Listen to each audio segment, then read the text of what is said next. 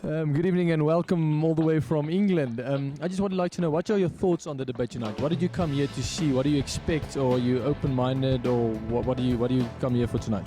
Yeah, well, I've worked a lot in schools in England where a lot of the kids would have different viewpoints because they'd be from several various backgrounds from across the world. So I'm really interested in just kind of broadening my own horizons and perspective. But in particular here in like the Christian argument against a lot of the suggestions that are put out there in the world. So yeah, I'm just really keen to hear from different types of people and hear different opinions. John, just quickly, what are your expectations of tonight? What did you come here for? What do you expect? Well, first of all, because I believe in the historic resurrection of Jesus, I'm expecting that we are going to get a very good defense of it, and people are going to be challenged who disagree with that view, that they need to rethink their position. Zion, and on this debate, I would just like to know, what are your thoughts on the debate? What are your expectations? What did you come here for to see tonight? Well, I sincerely hope that truth will prevail.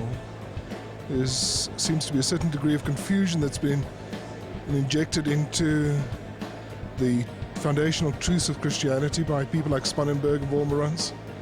And I sincerely hope that a lot of that confusion tonight will be allayed. What happened is, in terms of the debate, there will be open presentations by all four speakers of 12 minutes each, and we will time them. Nobody will be favoured, and it will alternate between the debating team, starting with Professor Craig. And this will be followed by rebuttals of 8 minutes each, and then there will be about 30 minutes for an opportunity to address questions from the audience. And we will explain that many times. Thank you very much, and we look forward. Professor Craig, it's your turn. Thank you very much.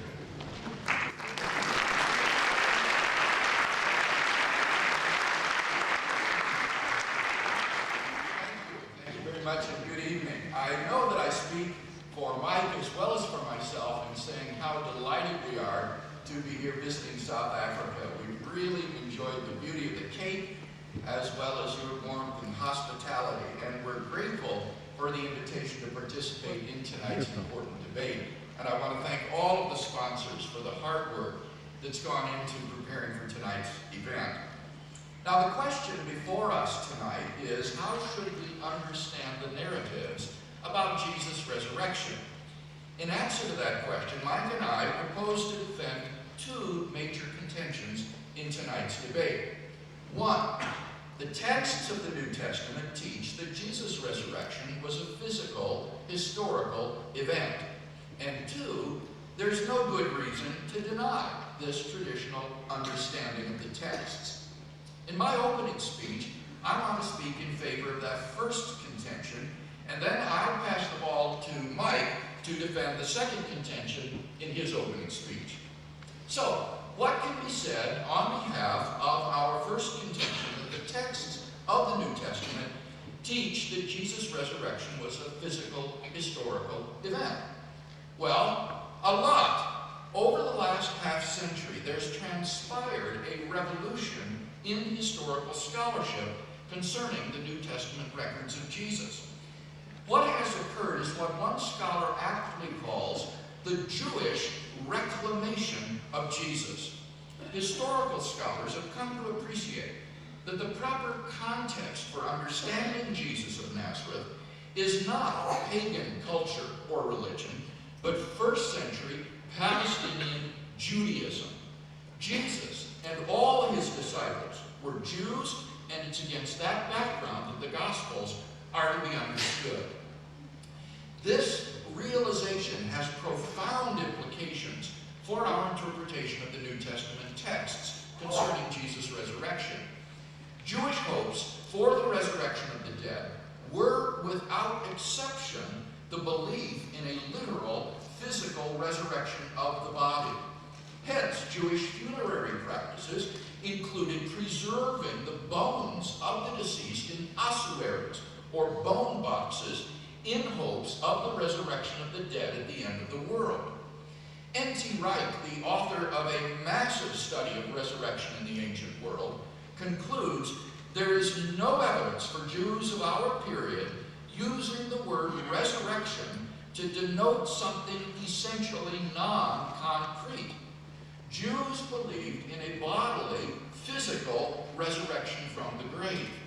Thus, when the New Testament writers speak of Jesus' resurrection, they intend his resurrection to be taken as a literal, physical event. In the words of the eminent New Testament scholar Raymond Brown, it is not accurate to claim that the New Testament references to the resurrection of Jesus are ambiguous as to whether they mean bodily resurrection. There was no other kind of resurrection.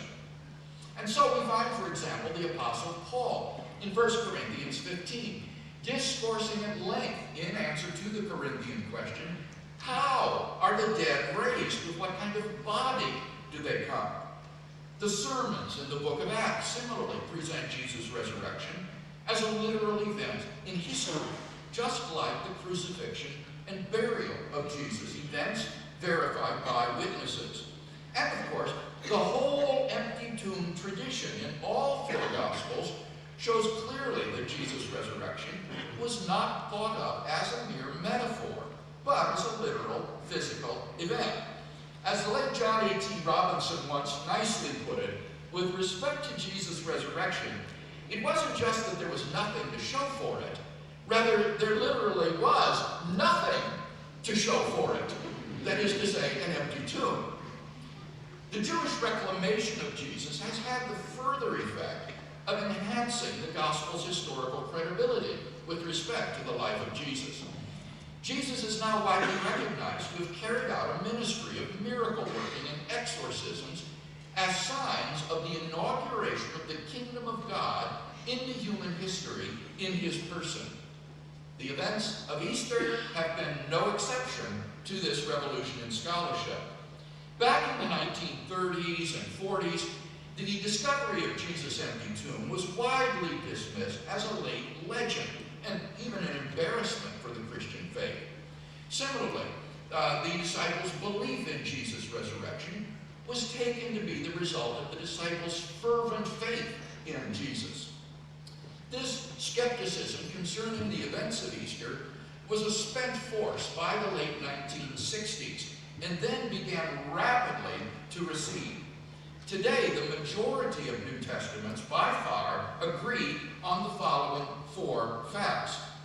Number one, after his crucifixion, Jesus of Nazareth was interred in a tomb by a member of the Jewish Sanhedrin named Joseph of Arimathea. As John A.T. Robinson states, the burial of Jesus in the tomb is one of the earliest and best attested facts about Jesus. Two, Jesus' tomb was then found empty by a group of his women followers on the Sunday morning after the crucifixion. Even so hostile a critic as Bart Ehrman recognizes that we have, in his words, solid traditions, not only for Jesus' burial, but also for the women's discovery of the empty tomb. And therefore, he says, we can conclude with some certainty that Jesus was in fact buried by Joseph of Arimathea in a tomb, and that 3 days later, the tomb was found empty. Three, various individuals and groups of people on multiple occasions and under different circumstances saw appearances of Jesus alive after his death.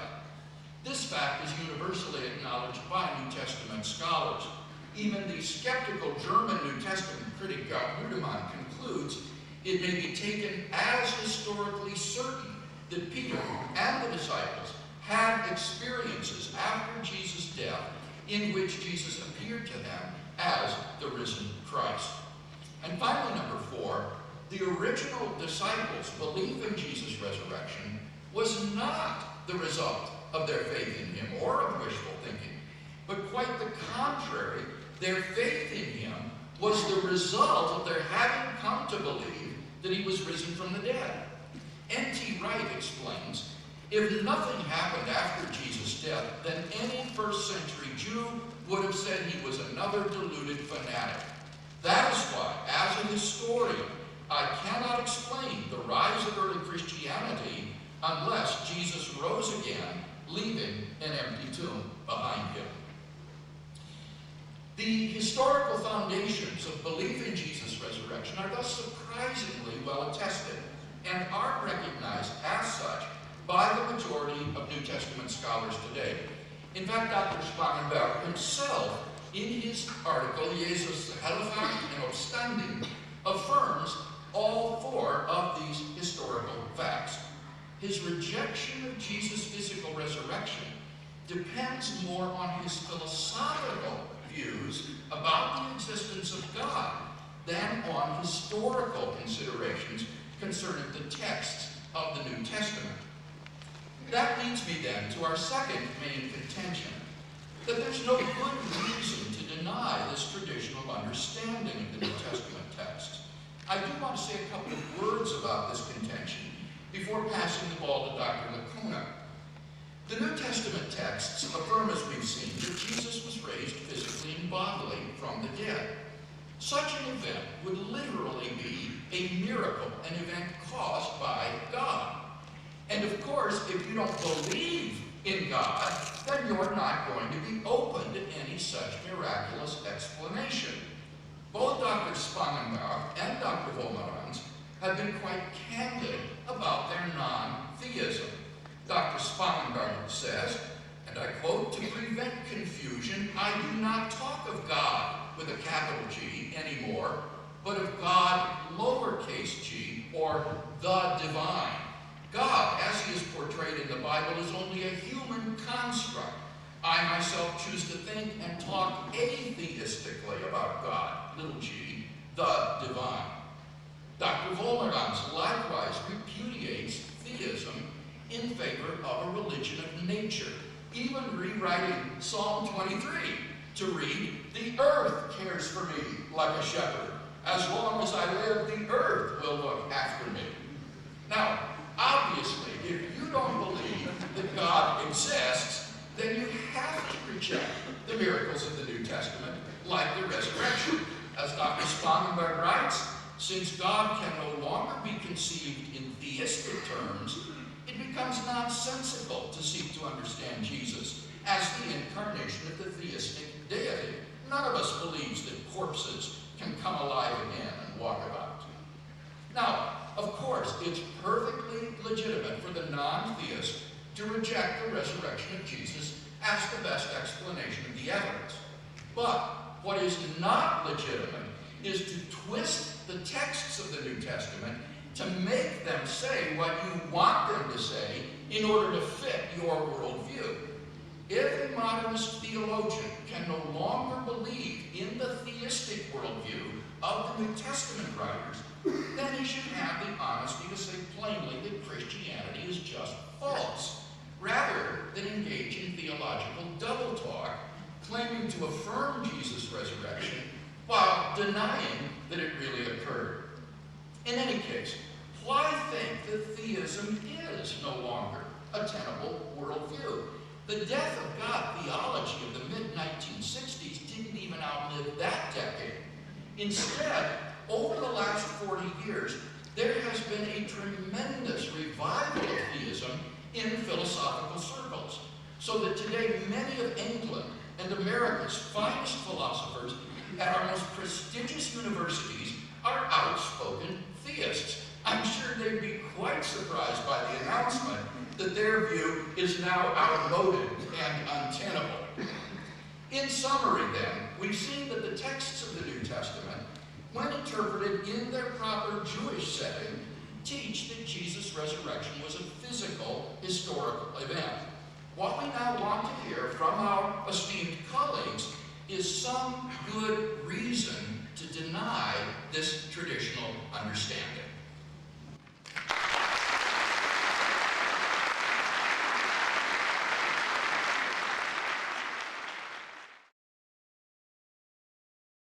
Good evening, and thank you for the invitation. I would like to kick off with a quotation from the book Reading Biblical Narratives by the biblical scholar, Dutch biblical scholar, Johannes Fokkelman. Or rather, let me just give you the summary. I will touch on those 4 issues, starting with the introduction. I'll touch on the 4 narratives, the Gospels, then touch on the grand narrative of Christianity, and eventually come to the historical Jesus. Now, the quotation from Johannes Vosselman's book. Whoever writes a story establishes himself as the narrator, choosing the position of narrator. What does that mean? The narrator draws those lines and selects those details, right down to the smallest that suit him. He is the boss of the complete circus. He structures time, sketches space, brings characters on and takes them off again.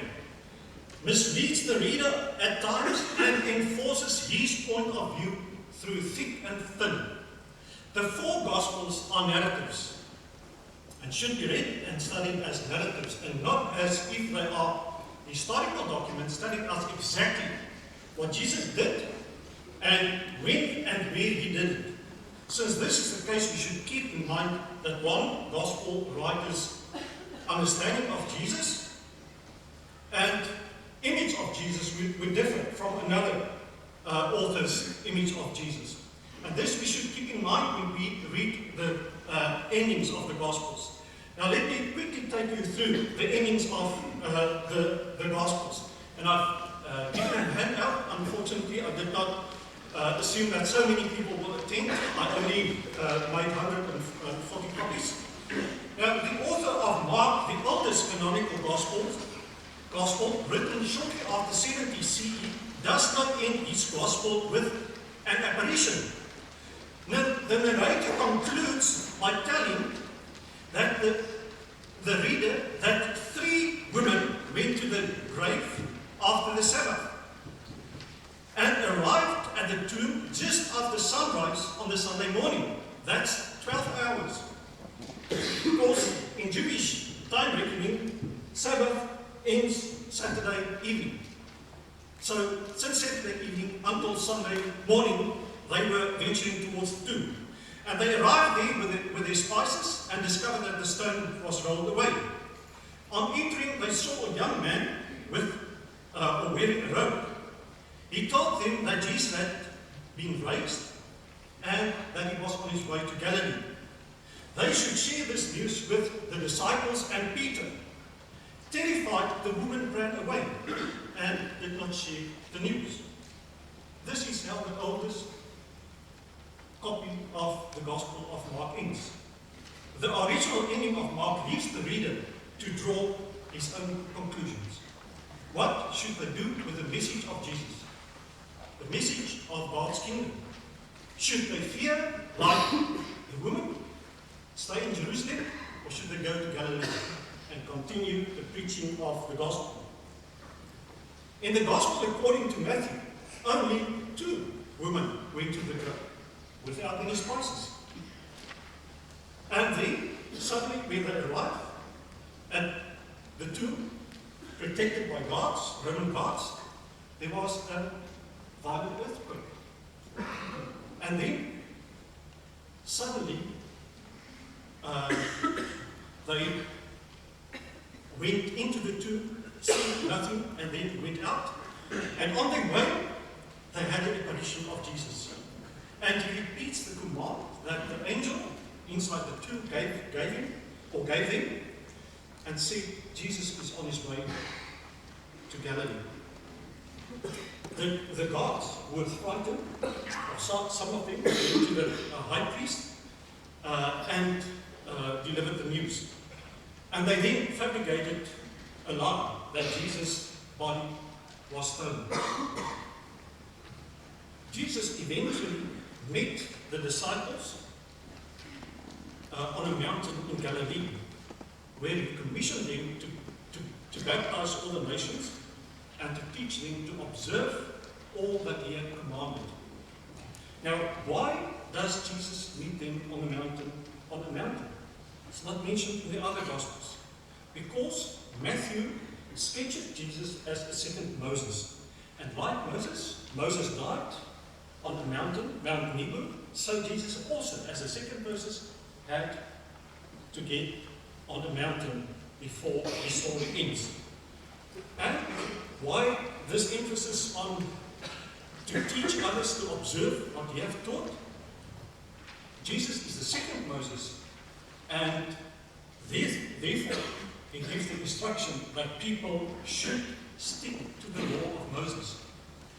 The Jesus of the Gospel of Matthew never denigrates the law.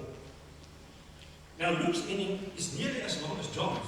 It has 4 scenes. The first scene is at the tomb. More than 3 women went to the tomb with spices. They discovered the tomb is empty. Dumbfounded, they saw 2 men in dazzling garments. The men reminded the woman about the words which Jesus had spoken.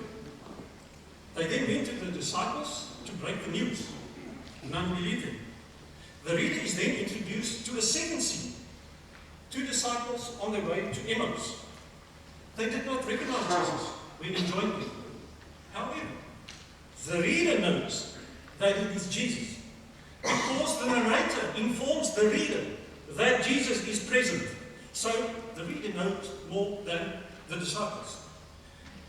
On the way, Jesus interprets the scriptures to them, namely that the Messiah had first to suffer and then be glorified. Nothing of a sacrificial death. It is only after entering the house and having a meal that they recognize Jesus. And then he suddenly disappears. And they immediately make a return journey to Jerusalem. On arriving in Jerusalem, they heard that Jesus had appeared to Peter. The third scene commences with Jesus suddenly standing in their midst. They think it's a ghost, but Jesus invites them to touch him, and he even eats a piece of fish in their presence. Again, he explains the scripture to them, and then emphasizes that repentance, bringing the forgiveness of sin, should be preached in his name. Repentance, bringing the forgiveness. The fourth scene is at Bethany, where Jesus finally departs and the group returns to Jerusalem.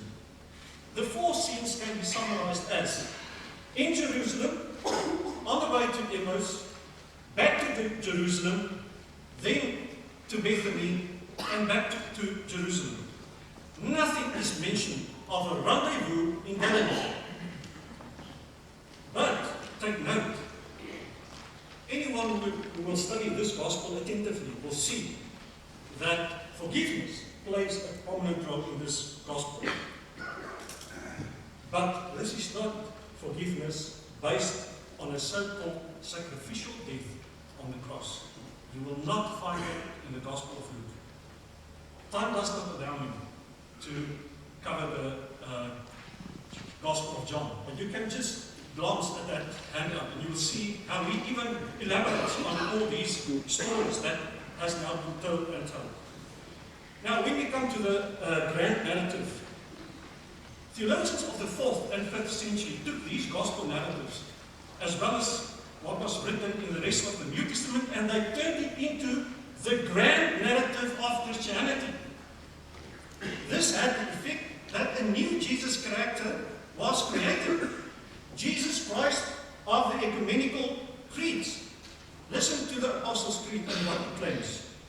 He was conceived by the Holy Spirit, born from the Virgin Mary, suffered under Pontius Pilate, was crucified, died and buried. He descended into hell.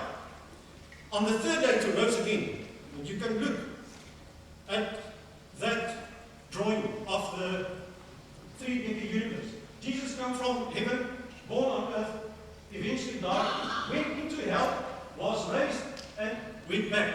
He makes a full circle in the 3-decker universe. And if you don't believe me that Christians believe that Jesus was in hell, there's pictures, and you can even read 1 Peter 3 to discover this. The pre-scientific 3-decker universe is unequivocally present in these formulations. Jesus came from heaven, was born on earth, died on the cross, descended into hell, was raised and ascended back into heaven. Jesus Christ of the Apostles' Creed differs from the Jesus that you will find in the Gospels. It's a totally different character.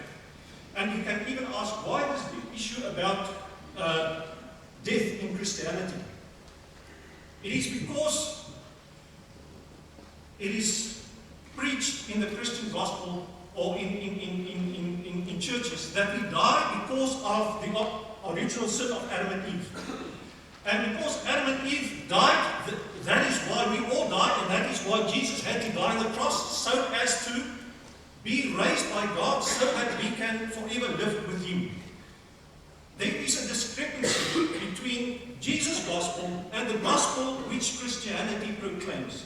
The church's gospel is a story of fall, engineered by Adam and Eve, redemption wrought by the sacrificial death of Jesus Christ, and future judgment of the entire human race. This is also called the Augustinian paradigm of theology.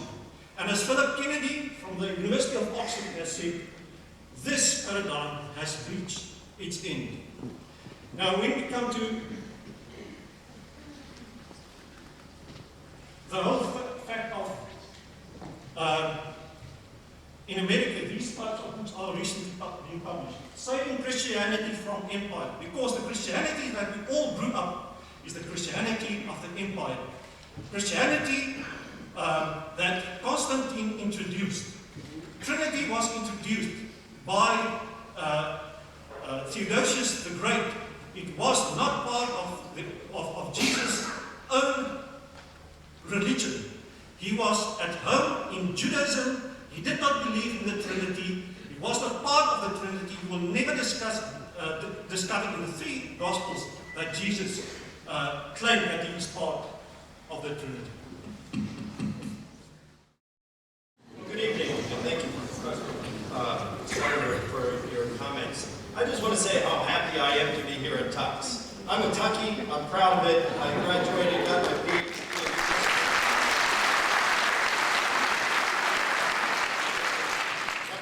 Doctorate here last year, and it's just really wonderful to be here and be on the campus. And it was great to have lunch today with several of the faculty, including two who sat on the committee for my oral defense. Now, my doctoral studies was concerned the philosophy of history, historical method, and the resurrection of Jesus. Specifically, I know that about 3,300 academic sources, that's journal articles and books, have been written on the topic of Jesus' resurrection since 1975.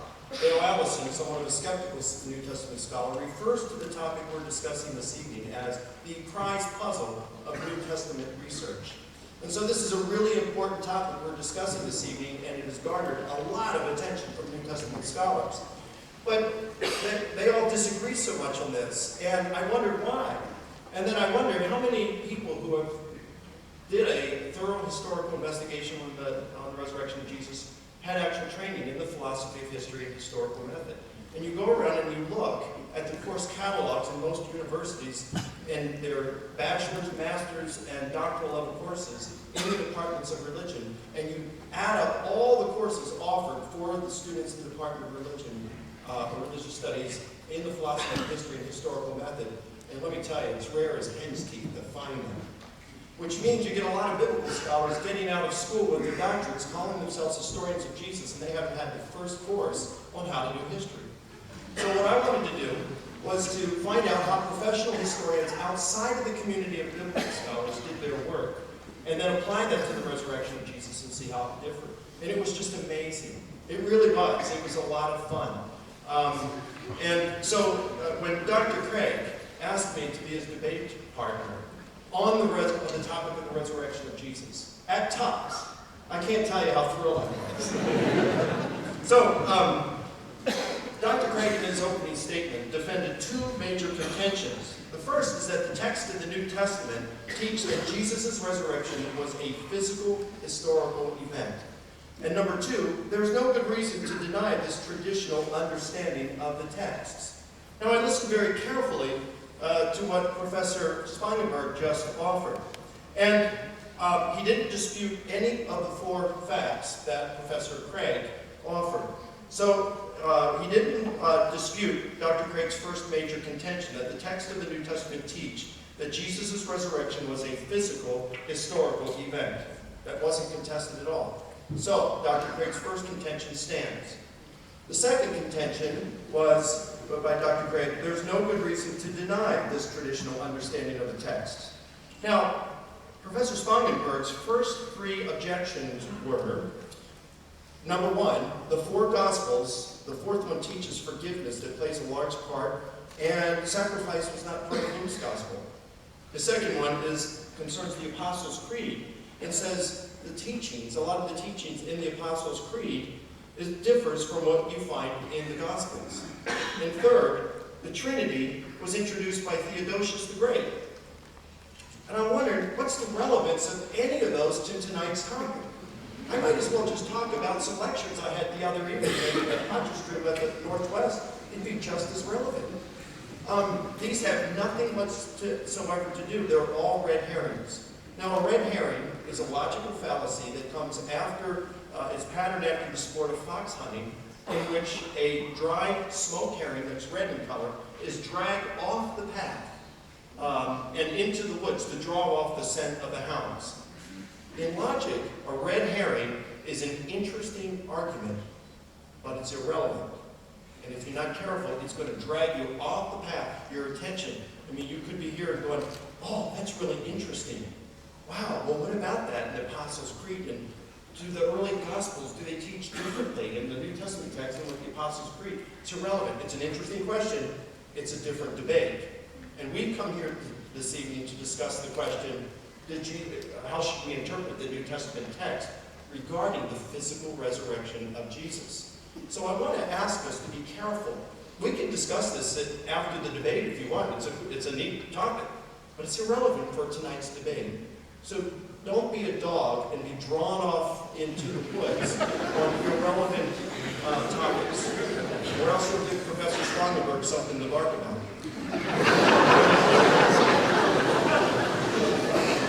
Now, it seems that Professor Spangenberg's only objection that he gave this evening was he said, we just can't believe the biblical worldview anymore, that science has overturned this. Gosh, you have, like Professor Craig said in his opening statement, you better tell a lot of good scientists about this.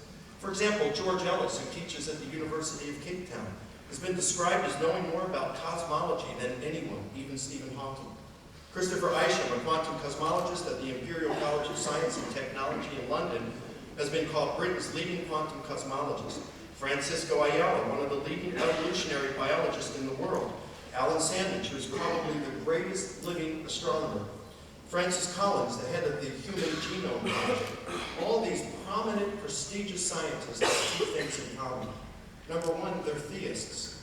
In other words, they believe that God exists and acts in our world. Second, they're all Christians. So tell them that science has now put to rest the biblical worldview. It seems to me that the only way that Professor Spangenberg can make such an assertion is that he's so caught in with the myopic view of his skeptical subculture that he's unaware of all the other things that are going on in science today. And by the way, this is just worldview considerations he's giving. As Dr. Craig said in his opening statement, it has nothing to do with historical considerations. One thing I learned as I was studying the philosophy of history and historical method is that there's no such thing as an unbiased historian. And in my doctoral research, that was the hardest thing for me to overcome. Because I realized that I had a bias. I wanted the resurrection to be true. I wanted to show it through historical research. And historians are very careful about this and saying, listen, even in non-religious matters, you have to do your best to detach yourself from your desired outcome while your inquiry proceeds. We're all biased, given our race, gender, ethics, nationality, our religious, political, philosophical convictions, the way we were raised, the academic institutions we attend, the very group of people whose acceptance and respect we desire. There's just no way around this. Everybody is biased. And so we have to take steps in order to bracket our personal worldviews and biases while we're engaged in our historical investigation. And the reason this is important, ladies and gentlemen, is because if Jesus rose from the dead, then I think we're all probably in agreement that God's the best candidate as the cause for Jesus' resurrection. and theism obtains. So, what Professor Spangenberg in his opening statement did was seem to argue backwards in terms of history. I don't believe that God exists, therefore Jesus couldn't be raised from the dead. I suggest that if we're going to look at this as responsible historians, we need to look first at the evidence and neither presuppose God's existence nor a priori exclude it, but adopt a position of openness and let the facts speak for themselves. Otherwise, we place ourselves in the dangerous position where we allow ourselves, our historical investigation, to be guided by our worldviews, and bad philosophy corrupts good history. So, in concluding, Dr. Craig's two major contentions, the text of the New Testament teach that Jesus' resurrection was a physical historical event, and two, there's no good reason to deny this traditional understanding of the text. Both stand very strongly because we didn't hear a thing from Professor Spangenberg that should cause us any alarm concerning either of these two contentions. Thank you.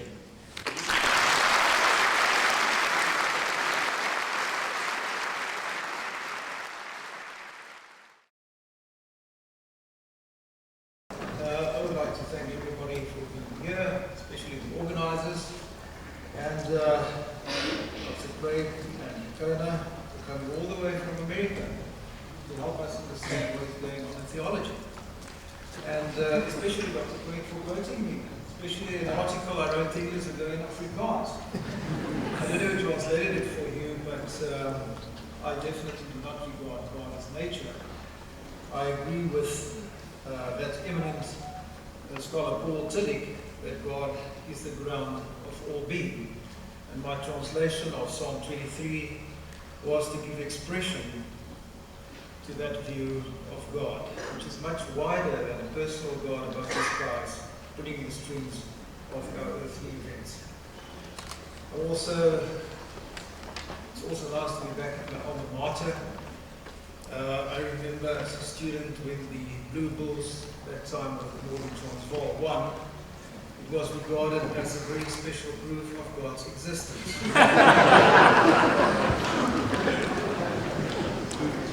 Like I said, there are developments in viewing God, and there's a very good book written by Karen Armstrong on the history of God, which I think should be good reading for everyone. She shows that even in the Bible itself, there is development in thinking about God.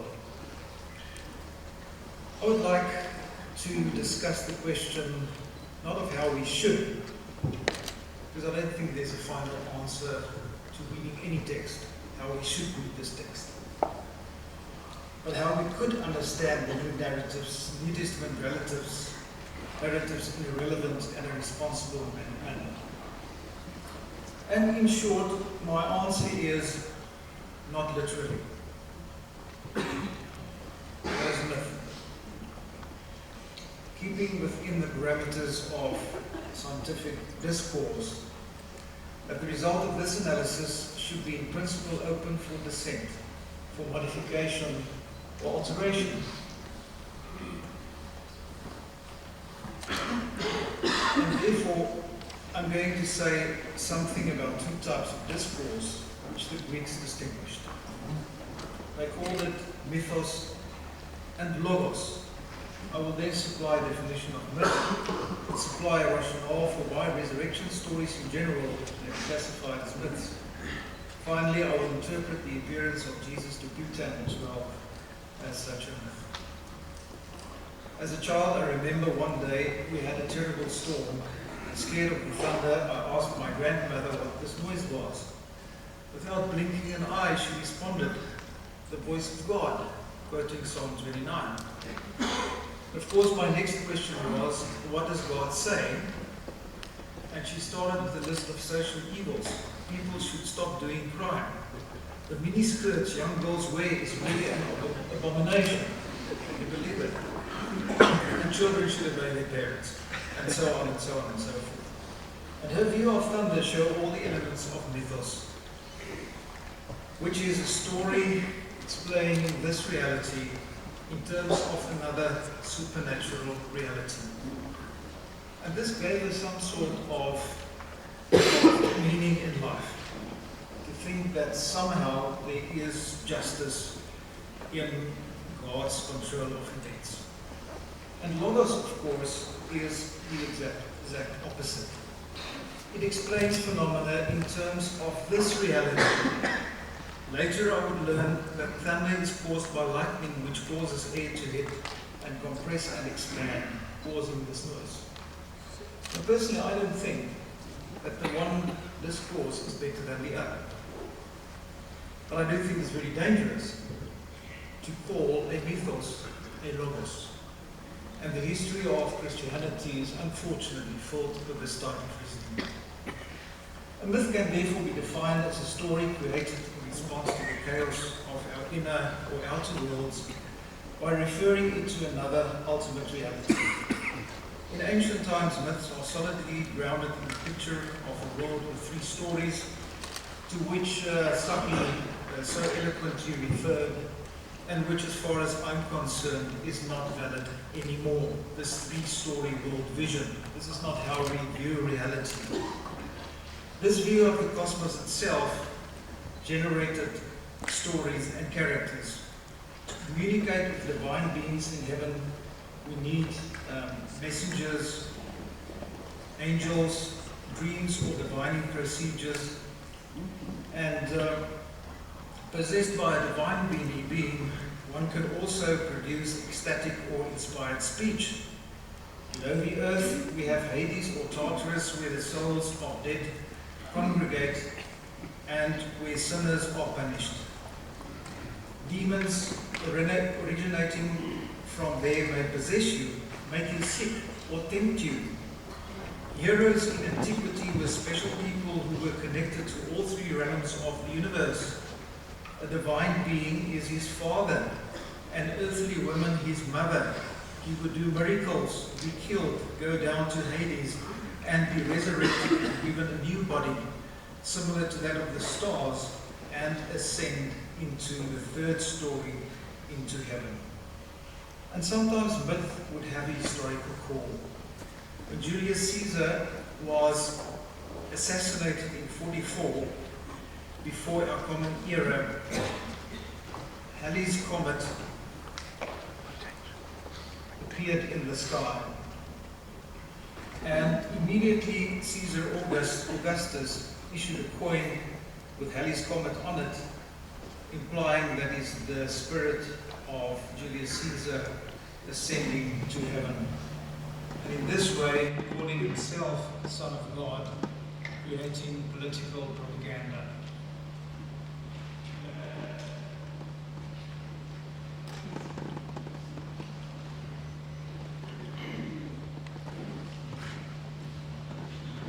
Myths are also open for addition, rewriting, and reinterpretation, which lead to a changing environment and therefore tolerate inconsistencies and contradictions. Myths are contagious and circular. There is, for example, you cannot disagree with it. Should women obey men? Of course. There is a story about it. God created Adam first, and Eve as his helpmate, and therefore women should obey men. I hope you perfectly understand the circularity of the argument. Patriarchal society generates a creation myth, which in turn underpins by patriarchal society. It may also be argued that Jesus developed into a typical mythological character, covering all three stories of the universe. Luke and Matthew supplies Jesus with a miraculous birth, not so Mark and John. He dies violently, just like each and every god forming the core of the so-called mystery cults. He descends into Hades or Tartarus. Acts 2 Peter 3. He is resurrected, appears to some special followers, and leaders in the new cult, and ascends to heaven, from which he would return to judge the living and the dead. And Stephen even sees the heaven opening with Jesus sitting at the right hand of God. And this is the three-story universe. And of course, from around the 2nd century of our common era, Christians started to claim that what happened to Jesus was historical truth. But what happened to the pagan gods? Perverted imitation. Exasperated, Celsus in the late 2nd century declared, "Are our pagan beliefs to be accounted myths and theirs believed? What reasons do the Christians give for the distinctiveness of their own beliefs? In truth, there is nothing at all unusual about what the Christians believe." To which Tertullian responded, "The devil inspired them to mimic earlier in history what would come later." The historical core of the resurrection myth may have been, according to various researchers like Gerd Ludemann, Peter's vision of Jesus as recorded by Paul in 1 Corinthians 15. Unfortunately, the list of resurrection appearances here does not appear in the Gospels. It is possible to view the resurrection as a developing story. Randall Helms argued that on the third day, according to the scriptures, was added on the basis of Hosea 6:1-2, quoted out of context. The story of Joseph of Arimathea was added later. He was assigned a grave, again according to Randall Helms, with the rich in his death, quoting Isaiah 59 verse 3. And so we can go on and show how the story grows. The early Christians, having been regarded as a group within Judaism, picked up more and more quarrels with the Jews. So Matthew has a new story of Jews putting God at the tomb and bribing them to say Jesus' body was stolen. Still later, some Christians talk about the resurrection of Jesus as an event where your body rots, but your soul soars upwards. They had to be corrected by portraying the resurrected Jesus as eating, drinking, and allowing himself to be touched. The only eyewitness of a resurrected Jesus in the New Testament is Paul himself, who describes his Damascus experience in various places, but mainly to argue for his apostolic authority as on par with Peter and James and the other apostles. They fought a lot, you see, good church people. And so different communities arise. The scriptures of the Jewish Christians, like the Epistle of James, has nothing specifically about the resurrection as well as the Didache. The Gentile Christians like to view Jesus as having died for their sins, resurrected for their justification, and they share this by participating in the Christian mysteries, the sacraments. Let's see what he delivers when we apply it to Peter. Gerd Ludemann argues that Peter's denial of Jesus and his flight away from Jerusalem left him with unresolved issues, unresolved feelings of guilt, unsuccessful mourning. Seeing Jesus resolves his inner conflict and supplies him with a new zest of life. He returns to Jerusalem and becomes one of the pillars of the Jewish community. Maybe there is more to it. The contagious effect of this experience allowed the believers to contrast Jesus with Caesar and to establish an alternative community to the empire, which is characterized by love, by empathy, by inclusion, by diversity.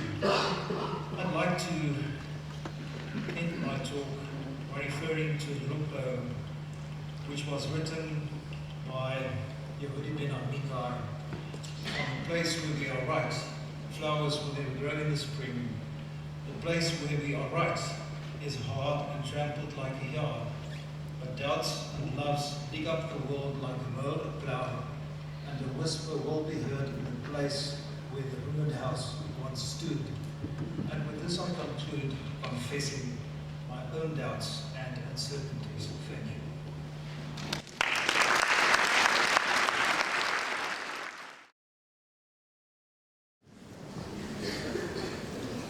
You'll recall that in my opening speech I laid out those two contentions that Mike and I would defend this evening.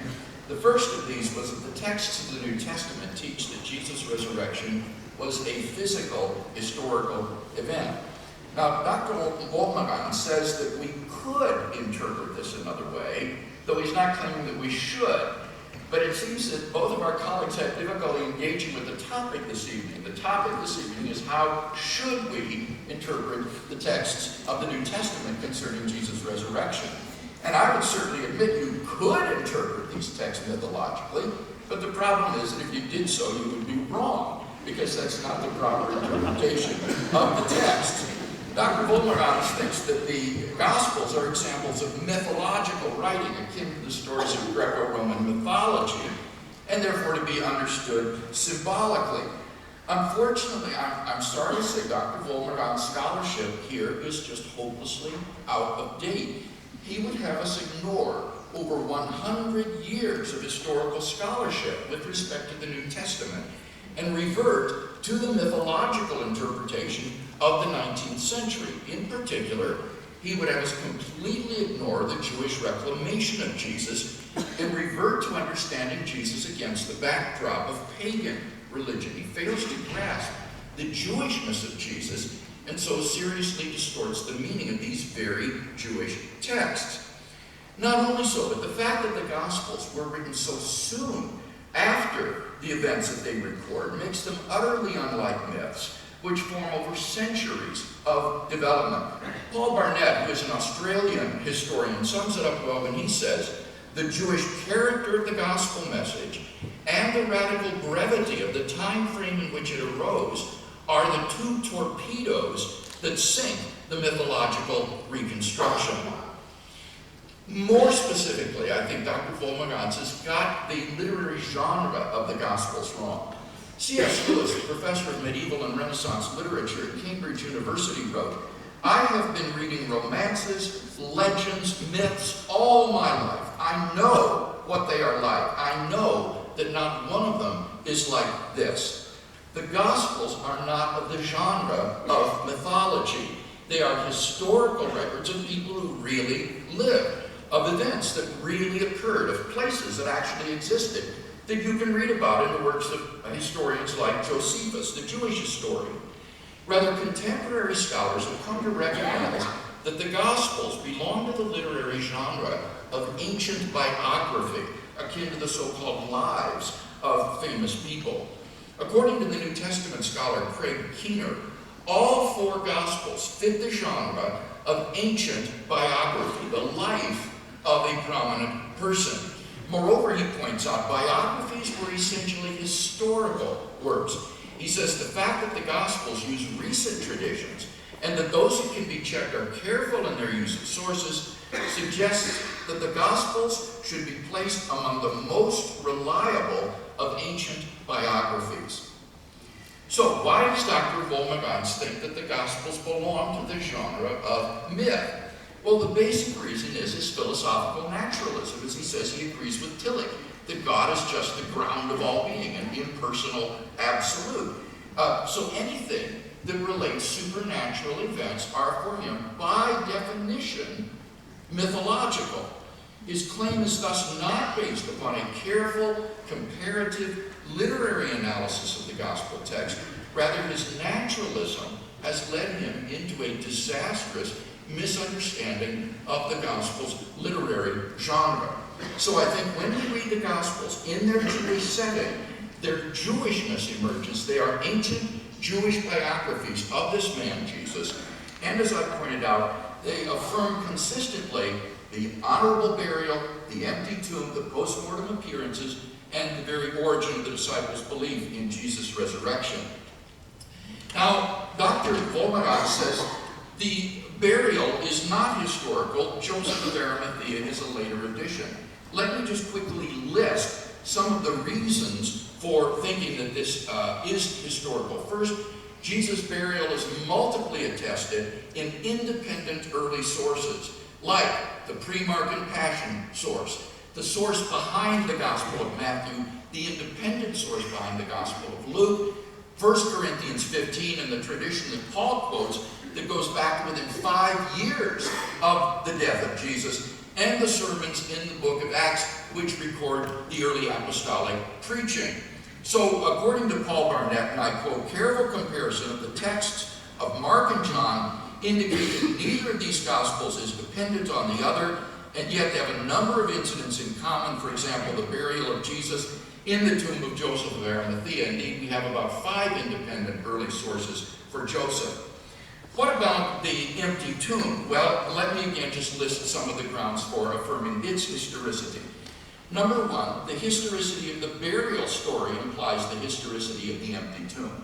If the site of Jesus' grave were known in Jerusalem to Jew and Christian alike, then a movement founded on belief in the resurrection of the dead man could never have arisen and flourished in Jerusalem in the face of the enemies of that movement. They could have simply pointed to the tomb of Jesus, the occupied grave, to snuff Christianity in the bud. Secondly, the empty tomb story is also multiply attested in independent early sources. It's in the pre-Markan Passion source, it's in the sources independently behind Matthew and Luke, it's in the Gospel of John, it's implied by Paul's tradition in 1 Corinthians 15, and it's also referred to in the early apostolic sermons in the book of Acts. Thirdly, the tomb was probably discovered empty by women. In first century Palestinian Jewish society, the testimony of women was regarded as virtually worthless. Women were not credible witnesses.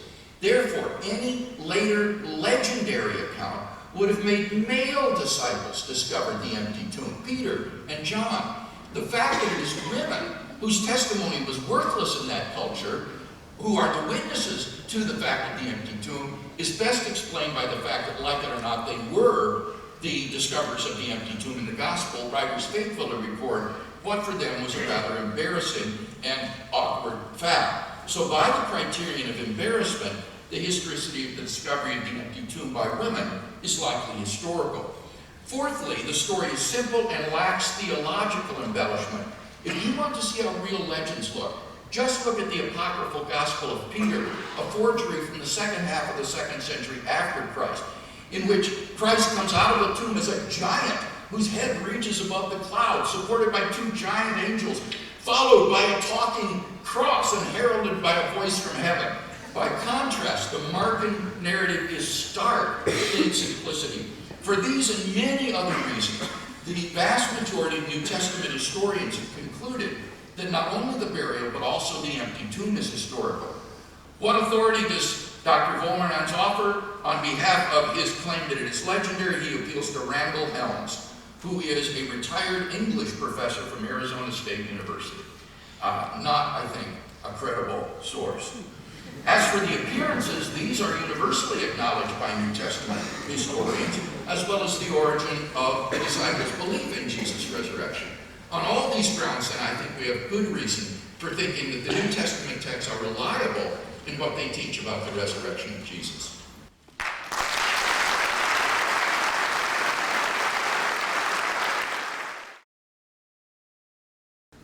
I normally, when I teach my students, tell them that you will often hear the thing, the Bible teaches, the Bible teaches. The Bible says, the Bible says. Put the Bible against your ear, and you will hear that the Bible doesn't teach, the Bible doesn't say. You have to open the Bible and start reading. But as soon as you open the Bible and start reading, there's a lot of things in your head. You have been brought up in a certain environment, you have been brought up with a certain number of creeds, and that influences your reading of the Bible. No one reads the Bible neutrally. We are all influenced by our upbringing and our church traditions. And that is what I try to emphasize in my little speech. So if you want to study the Gospels or the Bible, we cannot say the Bible teaches. The Bible teaches many things if you would like to do that. That type of using the Bible was responsible for the support of apartheid. That's correct. You were not brought up in the times when I was a young kid, when the minister says the Bible teaches apartheid. The Bible did not teach apartheid, because when people started to read the Bible, they discovered that different Christians read the Bible in a different way. So there you can see that we do not all read the Bible from a neutral viewpoint. We are influenced either by our politics or by our church tradition, but we do not read in a neutral way. Then, why did I bring in the Trinity? The Trinity is part and parcel of what I call the Augustinian paradigm of Christianity, which was developed in the 4th and 5th century of the Christian era. Jesus never claimed that he is equal to God. Being a Jew, he would never have done that, because that would be blasphemous. Jesus believed in only one God. When someone came to him and asked him, "Good Lord, tell me," he said, "No one is good except God. I'm an ordinary man." And that is what we as Christians should return to. And there are many Christians stating that we as Christians should return to what the Gospels teaches us about the Gospel. The Gospel that Jesus taught was the Gospel of God's kingdom. What is God's kingdom? God's kingdom is standing over and against the empire of the Romans. When Jesus was proclaiming the gospel of the good news of God's empire, he was telling that if God ruled in Palestine, the world would have looked different than how the Romans were, or what they were doing. People were suffering. Why did Jesus heal people? Because people suffered because of the oppression. Jesus said, God's kingdom will be different. And that is what we should return to resist the religion of the empire. The Christianity that we were brought up with is the religion of the Roman Empire. In the 4th century, the Roman Empire usurpated the Christian religion and made it into something of itself. And from then on, Christians turned on other Christians who did not believe in the same way that they believed. They turned on women and burned them as witches. They turned on the Muslims. They turned on whoever differed from them. Go and read the history of Christianity, and it's a bloody history. That I can tell you. A bloody history which you can just go back to the Second World War. What did happen there? Christianity turned its back on the Jews. It turns its back on the Jewish Jesus. That's why Geza Verme, the person with whom I started, his father and mother was Jewish, and they converted to Catholicism, and he eventually decided that he will become a priest. And he nearly died. He lost both his parents. He had to be moved all around so as to escape the death chambers. Then he discovered the Dead Sea Scrolls, and he became one of the most leading Jewish scholars of our time. And he has written numerous books. I would love if you would read his book, The Religion of Jesus the Jew. It's not the religion that you were brought up. Jesus claimed the gospel of God's kingdom. And resurrection is a way that the early Christians turned the message which the Roman Empire attached to Jesus' cross. On Jesus' cross they said, "There hangs the King of the Jews." If you try to oppose Rome, you will have it. And afterwards, Christians came to tell a story. Jesus has been vindicated by God. He has been resurrected. That gives us hope. And whether that was physical or bodily or whatever, that gave them courage, and they went into the world to do good. Not to kill, not to turn their backs on people of other color, not to turn their backs on women. Paul, if you want evidence that Paul is a misogynist, then read 1 Corinthians 15. Paul excludes the women who were present at the grave. There's no mention of women. And he tells of 500 brethren. No woman is mentioned. Where's the woman? Because Paul is not preaching the gospel of Jesus. He has his own gospel. His gospel is the death and resurrection of Jesus made it possible for non-Jews to become part of the new Israelites. That's Paul's gospel, and that is all. Paul never met Jesus in real life. He never walked with Jesus. He actually did not really know what Jesus preached. Because in Paul's letters you won't hear anything about the kingdom of God. Because Paul was at home in the Roman Empire. He was a Roman citizen. Jesus was never a Roman citizen. He resisted the Roman Empire. And that we should keep in mind. Thank you.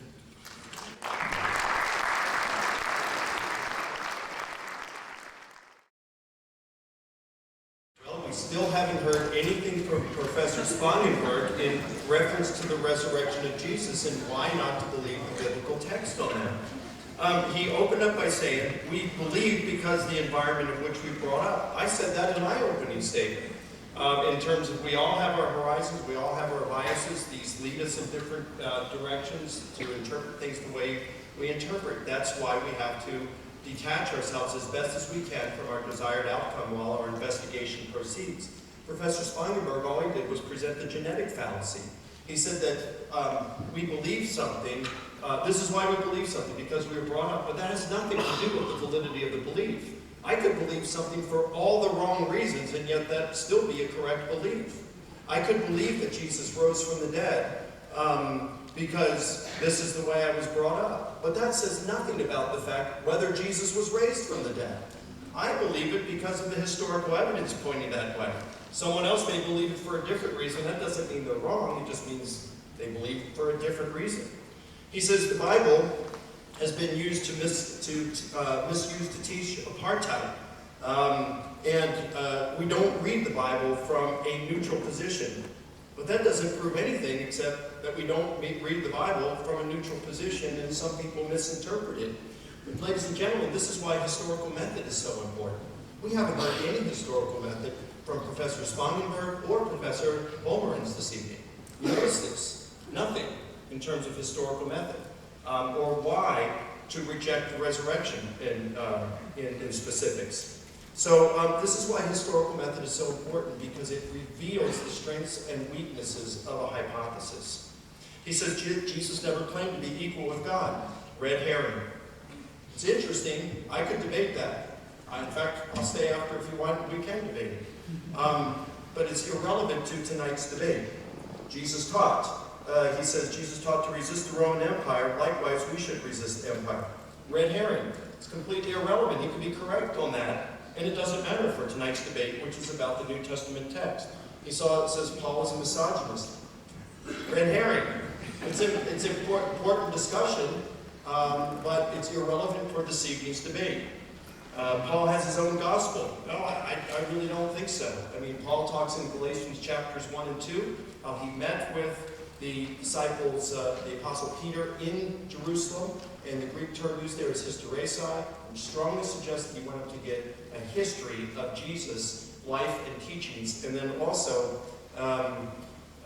in the next chapter, chapter 2, he said he went up to Jerusalem again to run the gospel passage and make sure he hadn't been working in vain all those years. He wanted to ensure he was preaching the same thing that they were preaching. And he says, they extended to me the right hand of fellowship and added nothing to what I said. In other words, they were saying, you got it right, Paul. Good job, brother. Keep up the good work. Well, this is just Paul saying it. Maybe he's lying. Well, how about Clement and Polycarp? Clement of Rome was probably a disciple of the Apostle Peter. Polycarp was probably a disciple of the Apostle John. They're writing after the death of Paul, so they're not worried about him coming back and writing against them. So when they write, would it be interesting to see what they say about Paul? If Paul was teaching differently than what Peter and John were teaching, we would expect them to correct and chide Paul on it. Instead, we find Clement saying that Paul accurately and reliably taught the message of truth. We find him placing Paul on par with his mentor Peter. Polycarp refers to the blessed Paul, quotes from Paul's writings and refers to them as part of the sacred scriptures. You don't do that if Paul's teaching completely differently and his own gospel apart from what the apostles were teaching. I could even give more reasons for this, but that should suffice for now. Let's see, he mentioned Gates of Vermesh, the Jewish scholar, and what that he wrote on resurrection. I wrote the review of that for Review of Biblical Literature, which is part of the Society of Biblical Literature. You can read the review of that book on bookreviews.org. Just type in my last name, Licona, or Gates of Vermesh, and that book review will come up. Vermesh approaches that, and he says there's 6 different possible scenarios of what could happen. But he, a priori, rules out the resurrection of Jesus because he says you got to accept it by faith. There's no way to argue for it in terms of evidence. So he never even considers the evidence for it. It's end of discussion for Vermesh.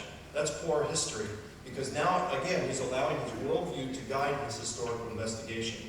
You can read more on that in that book review if you like. Now, in my final 3 minutes, I'd like to just spend a few moments and address the conservative Christians in the audience this evening. Professor Spangenberg and Vollmerins are leaders in the group, the New Reformation movement.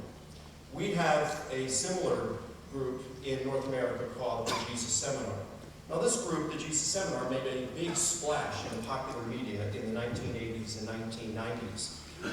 But they never really gained any kind of popularity among scholars. In fact, they never got a following of more than 150 scholars who joined them. And in fact, I debated Stephen Patterson at the Jesus Seminar just a little over a month ago, and he told me that when they voted on these things about this is what all scholars are saying today about the sayings and deeds of Jesus, he said there was rarely more than 30 to 50 people who even participated in those votes. Not a good representation of contemporary scholarship, I'd say. So they never made a big splash amongst the academic community. They were very popular within the media, though, and therefore they were very influential. But by the time we got to the early 2000s, even the secular popular media began to realize that these guys in the Jesus Seminar were on the radical fringe of the theological left and stopped giving them the attention they had for so many years. And today the Jesus Seminar has just a fraction of the public influence it once had. I believe that the New Reformation movement will probably follow in their paths. So if you're a Christian here this evening, take heart. Hang on to your faith. You can see there's really nothing here that they're offering that should shake a faith in the historical case for the resurrection of Jesus. Tonight's debate is important for that very reason, because it gives you a view, it allows you to see both views as presented in their integrity. And when you do, you really see that there's a lot of smoke and mirrors on that side and red herrings, but there's no substance in terms of a substantive argument against the resurrection of Jesus. And these weak arguments must be exposed if the church in South Africa is not to become a theological backwater that's moving in the opposite direction of modern scholarship. And so I encourage you to stay with your faith if you're a Christian. There's no reason to be shaken in your faith, as I hope you've seen very clearly this evening.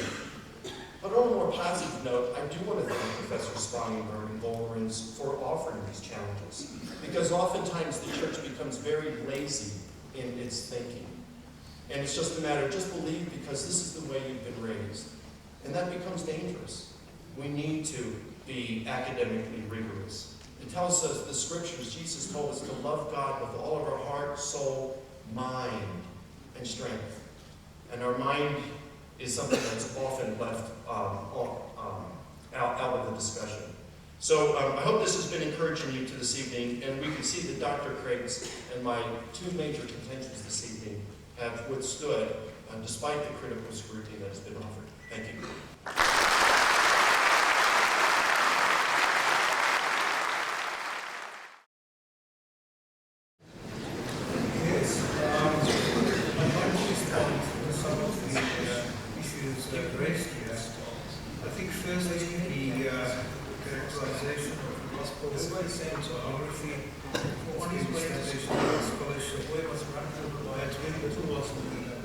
If we look at the timeline,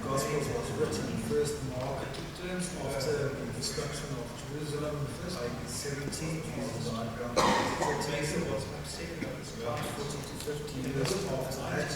And then followed by Matthew and Luke, who used Mark as their source. And they used another source which is called Q. You probably never heard of Q, but you can look at it and Google it. Again, you'll find it on internet. It's where Matthew and Luke is against Mark. And that's basically the Sermon on the Mount. Was the last Gospel, John, was written so late that it took many of the material found in Mark, Matthew and Luke, and added some of his own. It's not as if they come from different sources. Now, very clear from scholarship that the Gospel writers used the Old Testament to fill in the later knowledge. In other words, they went through the Old Testament and tried to find something which was relevant to Jesus. And in that way, they wrote stories, which is definitely not historical. So I strongly disagree with the suggestion that the Gospels are good history. In fact, they're bad history, but they're good poetry. That's what I like about them. Regarding the worldview of the Bible, three-storied worldviews. You must remember now, read the Gospels. But if anything comes out tonight, good, please go and read your Bible, read the Gospels. And to ask yourselves, what do you identify with the things written there? They lived in a time where the dead could reappear in the world. Moses and Elijah, who's been dead very long, would appear and talk with them. That was the world vision.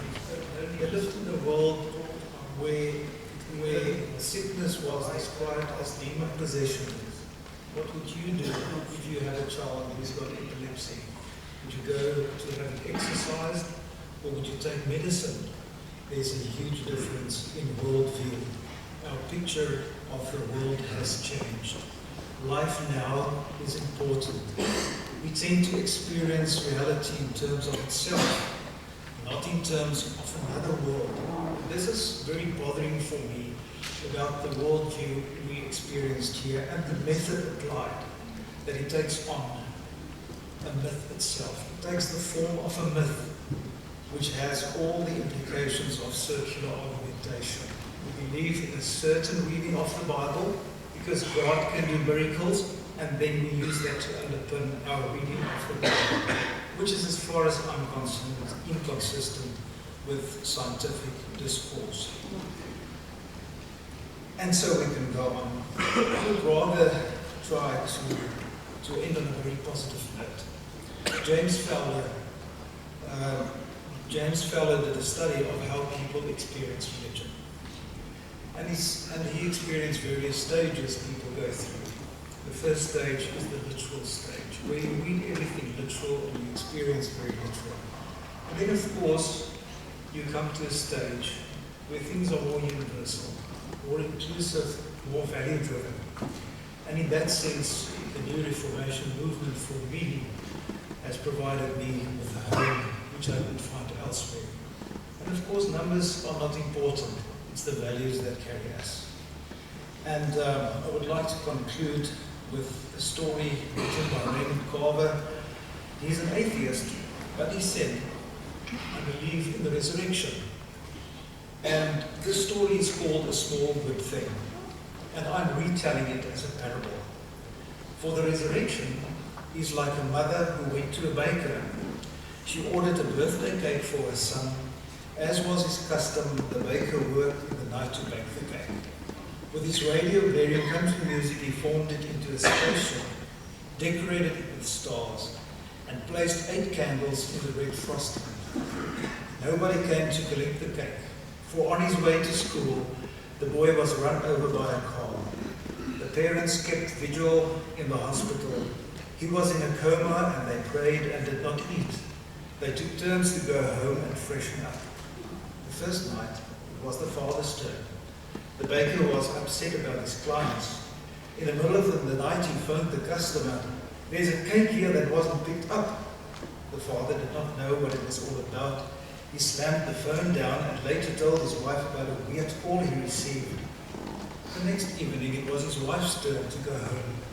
Again the phone rang. "Is this about my son?" "Yes, it is," he answered rudely. "Have you forgotten about him?" Very agitated, he slammed the phone down. She rushed back to hospital, and no one knew who the caller was. The next day, the boy died. Late that night, the phone rang again. Her husband picked it up, but only the sound of country music was heard in the background. The mother now realized it was the baker. Upset and angry, they drove down to the bakery to confront the caller. They said, what sort of person was he? To arrest him in the middle of the night about a birthday cake. And he said, what sort of people were they to order and not pay? What sort of parents would forget their own son's birthday? Did they realize that he worked 16 hours per day? The mother screamed that her son had died. "I wanted to kill you, you bastard," she exclaimed. "I wanted you dead. Shame on you." And she burst into tears. The baker allowed himself to be crucified by her curses. And he invited them to sit down. He made them some coffee and took a brown loaf from the oven. He broke it and they could smell the molasses and coarse grains. For the first time in 3 days they ate. They swallowed the dark bread. He said he was sorry. And they told him about how their son had died and how unfair it was. And he told them about the child he never had and his own loneliness. They talked on into the early morning, the high pale cast of light in the windows. And they did not think of leaving. I thank you.